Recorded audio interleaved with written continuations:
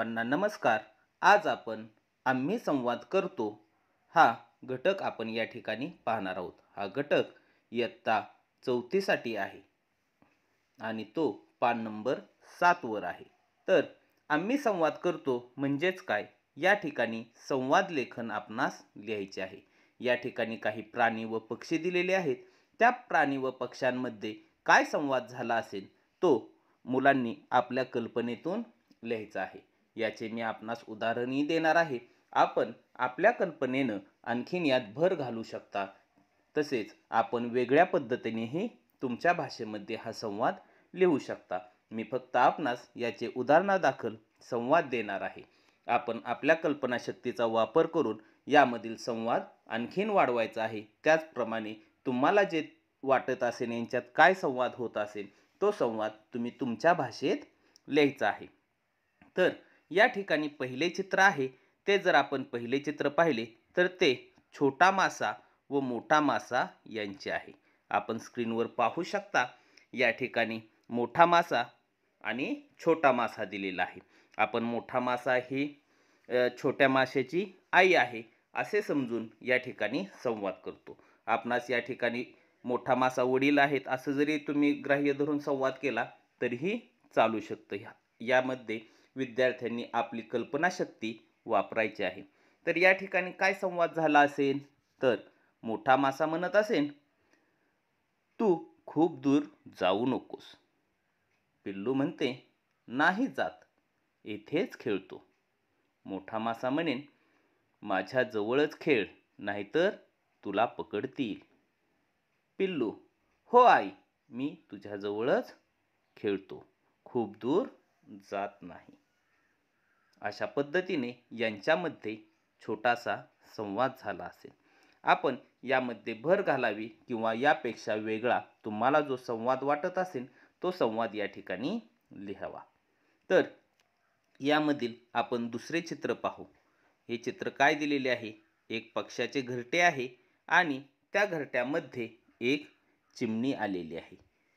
तर यांच्यामध्ये काय संवाद झाला असेल तोही आपण आपल्या कल्पनेने या ठिकाणी संवाद घडवून आणायचा आहे.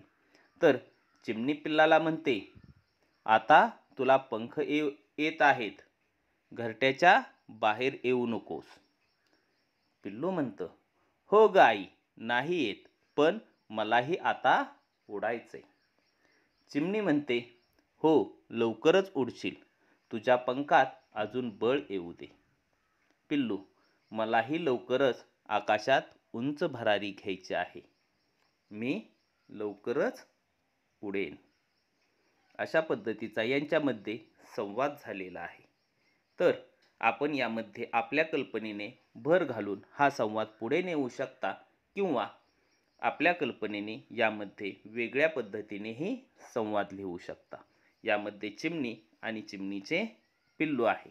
त्यामध्ये कोणत्याही पद्धतीचा वेगळ्या मुद्द्यांवरही आपण संवाद लिहू शकता.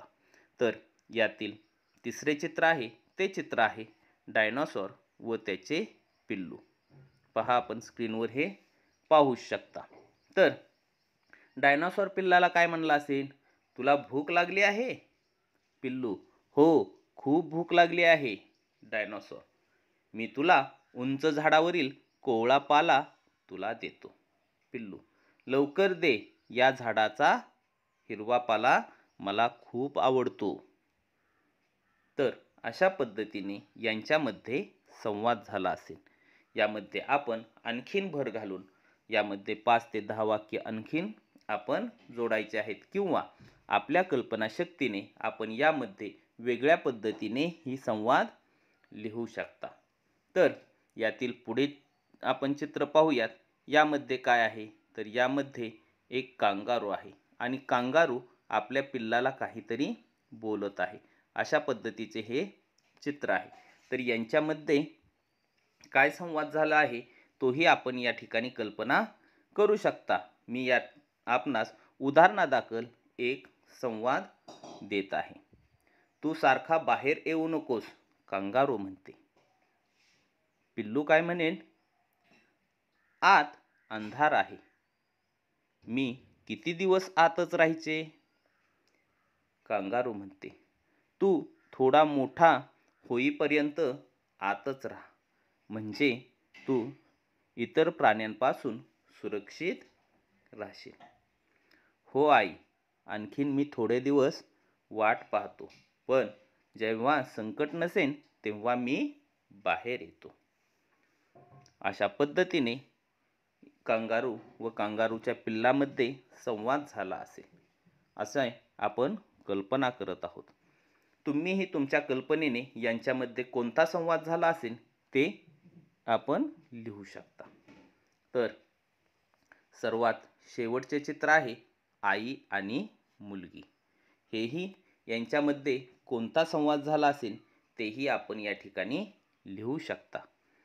पहा, मुलगी काय म्हणते या ठिकाणी? आई, ते आकाशात काय दिसते? आई, ते विमान आहे. मुलगी म्हणते, आई, आम्ही कालच शाळेत कागदाचे विमान बनवले आहे. आई म्हणते, बघू कसे बनवले आहे, चल आपण ते उडवूयात. अशा पद्धतीने आई व मुलगी यांच्यात संवाद झाला असेल. आपण या ठिकाणी कोणतीही कल्पना करू शकता व त्या पद्धतीने यांच्यामधीलही संवाद आपण लिहू शकता. या ठिकाणी कोणकोणत्या पद्धतीने संवाद झालेले आहेत हे संवाद सर्व विद्यार्थ्यांनी आपल्या कल्पनेने आपण लिहायचे आहेत, आपल्या भाषेत व आपल्या कल्पनेने. हे महत्त्वाचे आहे. प्रत्येक विद्यार्थ्याचा संवाद हा वेगळ्या पद्धतीने आला पाहिजे, याची सर्व विद्यार्थ्यांनी काळजी घ्यायची आहे. तुम्हाला जर माझा हा व्हिडिओ आवडला असेल तर नक्कीच लाईक करा, शेअर करा व अशाच पद्धतीच्या नवनवीन व्हिडिओंसाठी चॅनल सबस्क्राईब करायला विसरू नका. धन्यवाद.